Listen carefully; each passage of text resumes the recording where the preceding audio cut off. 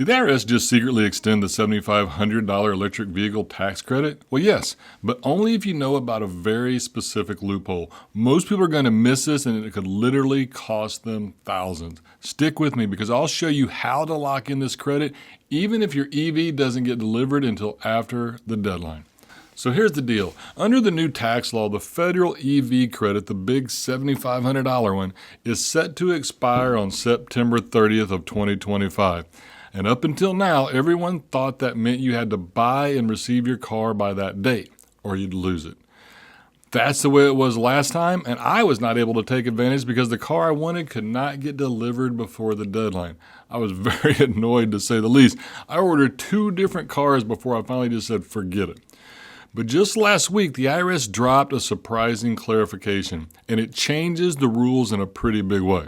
Now, what they said is you don't actually need the car in your driveway by September 30th, and that's a big thing in tax laws. You have to have it in service.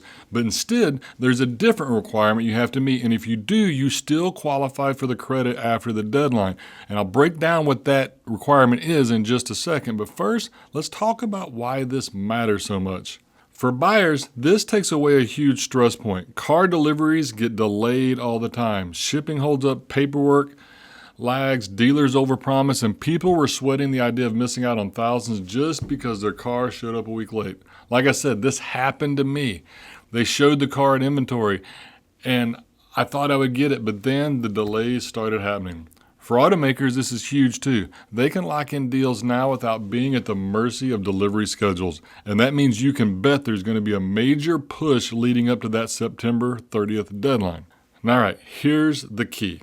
To qualify for the $7,500 EV credit, you need a binding written contract, this is important, with your dealer by September 30th of 2025.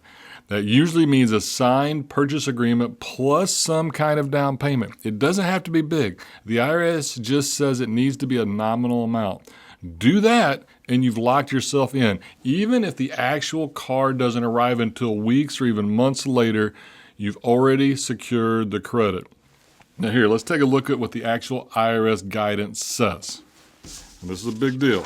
So directly from their FAQs, it says, for purposes of Section 25E, 30D, and 45W, a vehicle is acquired as of the date a written binding contract is entered into and a payment has been made, and this is their words, a payment includes a nominal down payment or a vehicle trade-in.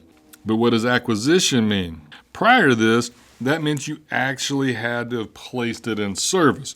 But here we have new rules. It says a taxpayer acquires a vehicle by having a written binding contract in place and a payment made on or before September 30th of 2025. Then the taxpayer will be entitled to claim the credit when they place the vehicle in service, namely when they take the possession of the vehicle, even if the vehicle is placed in service after September 30th of 2025.